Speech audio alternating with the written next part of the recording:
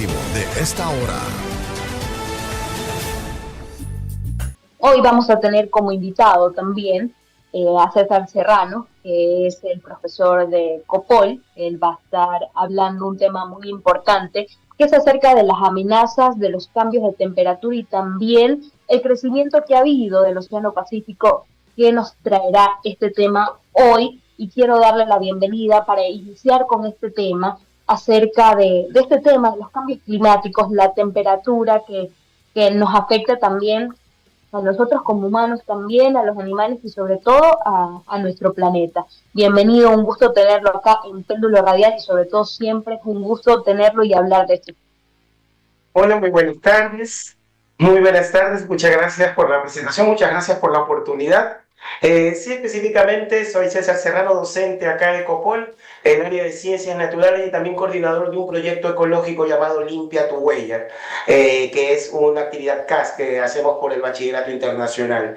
Metiéndonos directamente en el punto, haciendo algo de escuela, porque no puedo mencionar la esencia docente, rapidito, hay términos que hay que aclarar, porque a veces se habla de calentamiento global y de efecto invernadero y se lo toma, el cambio climático, y se lo toma como procesos que son netamente problemáticas por la actividad humana, ¿sí? Y son provocados por el hombre y es algo que nos va a llevar a graves problemas. Debemos de saber que son procesos naturales. Son procesos naturales y procesos cíclicos que se han dado siempre. El efecto invernadero es necesario para mantener la vida en el planeta, porque si no el planeta se enfriaría y se volvería como el cuarto planeta que tenemos en el sistema solar. ¿Sí? Un copo totalmente frío. Y eso no es lo que queremos. Ahora bien, el cambio climático es una consecuencia derivada del efecto invernadero. El verdadero problema es que la actividad antrópica, es decir, la actividad humana, ha provocado que este efecto invernadero se acelere, ¿sí? ¿Y cómo se lo acelera? Específicamente con un conjunto conocido como CFC. Quiere decir clorofluorcarbonos.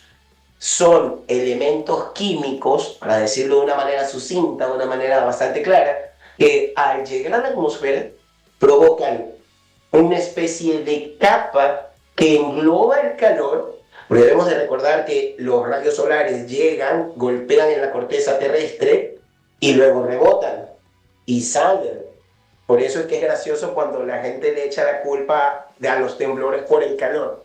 No, los temblores se dan en el subsuelo. El calor no penetra el subsuelo, así que los temblores no tienen nada que ver con el calor. Pero en todo caso, esto rebota y sale a través de la atmósfera, toma contacto con la ionosfera, es decir, escapa del planeta. Pero cuando le generamos una capa que solo permite entrar y no le deja salir, entonces el calor se acumula. Y como se acumula, aumenta la temperatura. La temperatura de la corteza del globo terrestre, de la parte más externa del globo terrestre, es nada más 15 grados Celsius hasta hace 10 años. Actualmente esa temperatura está aproximadamente entre 17 y 18. Si uno puede decir que solo 3 grados Celsius, solo 3 grados Celsius es una gran diferencia. ¿Por qué? Porque esa temperatura allí significa increciendo, es decir, significa crecientemente una alza de temperatura donde lo podemos sentir. Le cuento algo. En el aeropuerto de Arabia Saudita, el año pasado, se registró una sensación térmica de 81 grados Celsius. ¿Pues saben lo que es eso? Eso es cercano a la temperatura de ebullición del agua. Eso no es compatible con la vida. Ojo, que no digo que la temperatura estaba en 81 grados Celsius. La sensación térmica, que es la unión de la temperatura ambiente con la humedad atmosférica y con el vapor de agua sobrecalentado. Entonces, ¿cómo han de haber tenido que funcionar esos aires acondicionados allá para que las personas no mueran de calor literalmente? Es una cosa de locos. Entonces, esto provoca que la zona del Ártico, de la Antártida, perdón, que el Ártico es el océano, en la Antártida, como hay una criósfera, que es la zona de suelo hecha de hielo, empieza a derretirse y al derretirse se junta con el océano y no es difícil entender que obviamente pues el nivel del agua aumenta. Y con este aumento lo que provocaría es que el agua de mar empiece a tomar camino en las zonas costeras. El tema, usted mencionaba un tema muy importante, que es cuando hay temblor, cuando hay terremotos. Cuando fue el terremoto del 16A en Manabí, exactamente, hubo este tema que existieron muchos comentarios, el tema de si arde sol va a haber temblor, porque se acumula energía. ¿Qué tan cierto es esto? Estos rumores que la gente del miedo, del susto que tenían en ese entonces, no sabían cómo descifrar este desastre natural que acabó con la vida de muchas personas y de una u otra manera después mencionaban de que cómo era posible que la energía podía acumularse en la Tierra y de ahí generar un choque entre placas. Bien, lo que ocurre con la cultura general es que siempre jugamos con términos reales, pero siempre le ponemos la exageración. Hay que tener algo claro, como lo decimos acá en Coppola a nuestros alumnos, que siempre debemos todo tenerlo bajo el rigor científico. ¿Sí? Debemos de separar lo que se dice popularmente con lo que verdaderamente se investiga. Acá tratamos de llevar a nuestros alumnos a eso. Entonces, si los rayos solares llegan y no penetran ni el 10% de la corteza terrestre, no hablemos de los 11 kilómetros en profundidad que tiene la astenosfera, donde están las placas tectónicas que se mueven y que a la larga son las que chocan para generar los movimientos telúricos, entonces no puede ser el calor ni los rayos solares los que provoquen esto. Además, los rayos solares que llegan nos dejan una sensación térmica a la máxima de 45 grados Celsius y ya nos morimos de calor. Pero usted sabe qué temperatura hay en la astenosfera en donde se mueven estas placas. Más de 120 grados Celsius. Y puedo estarme equivocando por no tener el dato exacto, pero son temperaturas enormes. Hay una caldera allí, flotan en el aire, que es tierra fundida. Entonces, el calor externo definitivamente no puede provocar los movimientos telúricos. Ahora bien, sí que hay almacenamiento de energía, porque cuando las placas tectónicas se mueven y no es que tienen un choque frontal, no, sencillamente se rozan. Al rozarse, provocan la acumulación de energía. Es como que estas tienen que avanzar y si generan un movimiento de convergencia en el que una se encuentra con otra, va a haber un bloqueo. Ese bloqueo del movimiento de la una y de la otra provoca un almacenamiento de energía. Y sí, allí sí, hay un almacenamiento de energía que tiene que liberarse. ¿Por qué? Porque los sistemas energéticos no podemos ser solamente de entrada. Tenemos que ser de entrada y de salida. Entonces, se almacena esta energía, se acumula y se libera. Y cuando se libera es que todos empezamos a correr, que está mal, que está mal, hay que tomar las medidas, el triángulo de la vida, ponerse al lado de alguna base, alguna mesa, pero no por debajo, sino el triángulo. Pero yendo al punto, allí cuando se desarrolla el movimiento telúrico, ¿sí? Okay. Cuando se sale esta energía, definitivamente lo que sucedió el 16 de abril, que fue un evento bastante trágico, catastrófico, que costó la vida de muchísimos ecuatorianos, muy tétrico también, creo que cada uno hemos de tener anécdotas de cómo vivimos ese movimiento telúrico. O sea, fue un tema de que no se supo cómo manejarlo, pero al final y al cabo ya las personas comenzaron a acostumbrarse porque los movimientos telúricos eran cada 2 minutos al inicio, cada segundo. Y también quería consultarle este tema de los incendios forestales, el tema de la mucha radiación solar. ¿En qué nos afecta? ¿Cómo podemos evitar este tipo de cosas? Sabemos que nosotros los humanos somos los destructores, como muchas personas lo mencionan, el simple hecho de botar basura en las calles, no simplemente eso, en los mares y distintas formas que el humano trata de maltratar nuestro propio hogar, el simple hecho de la quema para poder realizar cultivos. quemar las hojas de los árboles, talarlos, ya casi árboles no hay. Es un tema que es trágico ver cómo de a poco nos estamos quedando sin la parte que nos da oxígeno. Definitivamente es muy importante el punto de vista ecológico. Usted mencionó un sinnúmero de temas, voy a tratar de abordarlos de la mejor manera. Usted mencionó acerca de los incendios forestales. Los incendios forestales pueden tener un origen antrópico como pueden tener un origen natural. Y efectivamente este calentamiento global que puede generar un aumento del calor base y de la sensación térmica que tenemos puede tomar en algún momento dentro de los bosques contacto con alguna fibra seca sensible al calor, esta se prende y en cuestión de minutos se prende todo el bosque. Como también puede ser por actividad antrópica, es decir, el ser humano que ha llegado allá, quiso hacer una fogata, no la apagó bien, o porque, por ejemplo, que sean los páramos, que eso es un aspecto muy importante y uno de los principales problemas que con esto del calentamiento global y de la subida del océano, que se queda el pastizal en los páramos. ¿Por qué? Porque con pastizal medio quemado se pueden cuidar de los animales al ganado masivo y salvaje. Entonces, estén estos detalles, ¿no? Que pueden ser de estos dos orígenes. Y sí puede tener origen en el calentamiento global. Ahora bien, el cuidado medioambiental y la educación es la clave. Es la clave. ¿Por qué? Por ejemplo, acá en Copol, que tenemos al proyecto de Limpia tu Huella, que tengo la oportunidad de poderlo coordinar, le enseñamos a nuestros estudiantes que por el hecho de que cojas una botella plástica, quites la tapa, la tuerzas y la pongas en el recipiente indicado, esa botella plástica va a tener un destino, que es una planta recicladora de plástico en donde lo van a transformar en resina y eso va a volver a ser materia prima.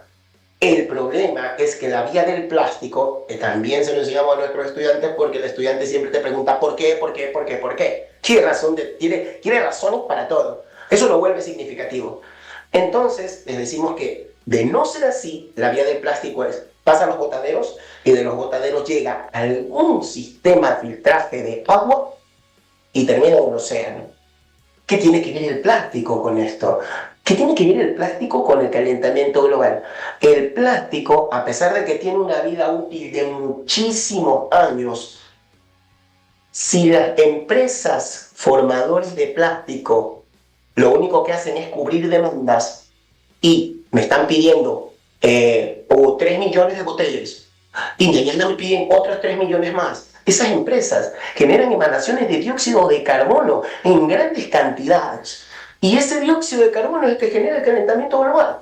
Pero si yo provoco que las botellas vayan a ser recicladas, se forme resina y vuelvan a tener la materia prima para que se vuelvan a armar, entonces esas son botellas que ya no van a ser formadas de cero y esas máquinas se van a detener un tiempo considerable.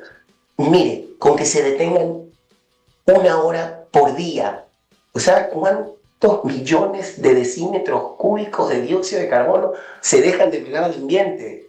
¿Sí? Hay grandes cantidades de decímetros cúbicos de dióxido de carbono que dejan de emanarse. ¿Eso qué provoca? Menor calentamiento global. ¿Eso qué va a provocar? Que ya no suba la escalada del océano. ¿Sabe cuál es el principal problema? El principal problema, y que nos atañe, porque uno dice, bueno, sube el océano. En unos añitos, la próxima playa va a ser Quito. Suena un poco extraño, pero eso puede pasar si no se detiene. No en unos añitos, pero en 100. Podemos pensar, en 100, eso no me va a tocar a mí. Pero ¿qué mundo dejamos? O sí tenemos un problema que nos puede tocar, y pronto. Y por eso es que en algunas partes, como en Azuay, les están pidiendo que recolecten agua. En Cuenca están pidiendo que recolecten agua. En Quito están pidiendo que recolecten agua. ¿Sabe por qué? Porque el agua potable, que es el agua que nosotros debemos de consumir, que consumen los animales, que consume todo el mundo para poder subsistir como una necesidad básica, no se saca del agua marina. No se saca del agua marina. Se saca de la mal llamada agua dulce. ¿Sí?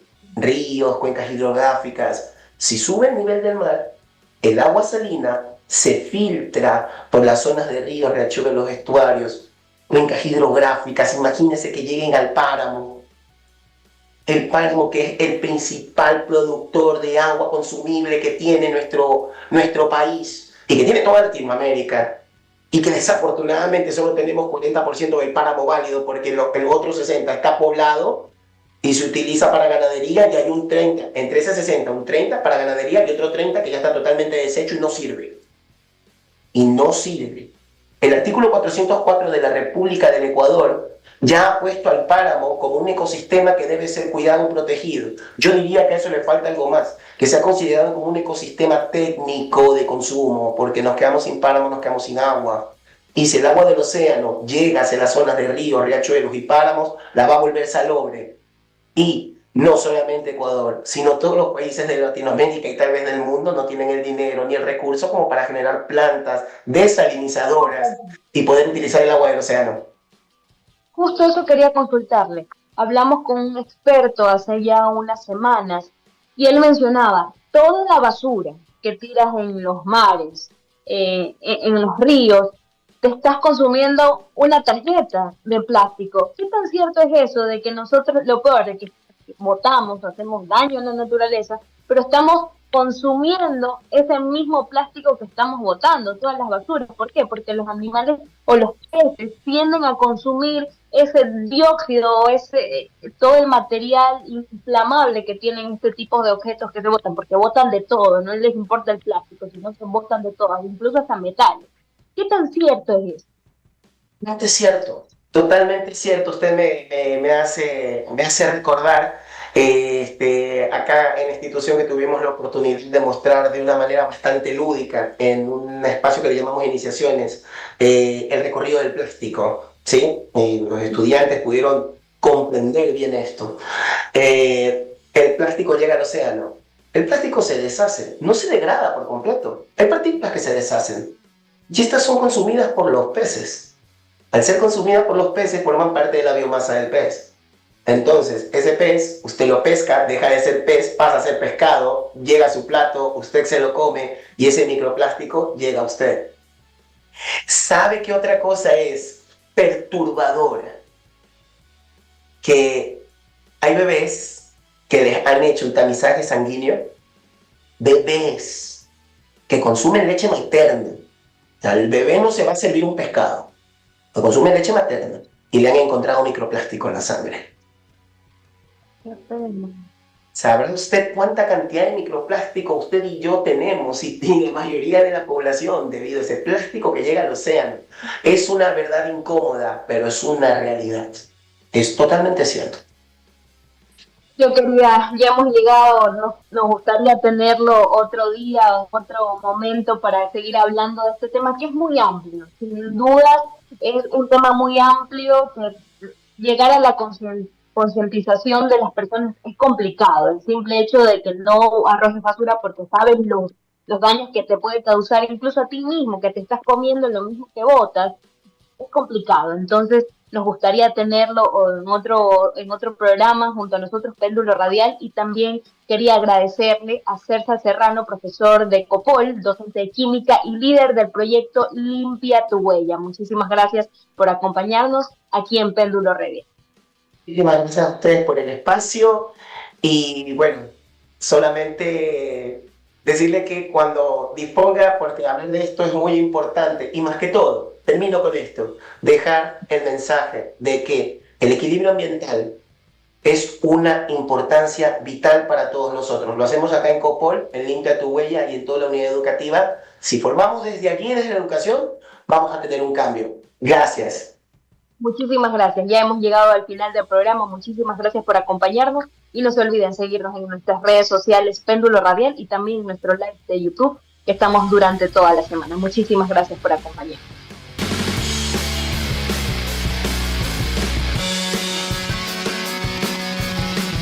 De esta hora.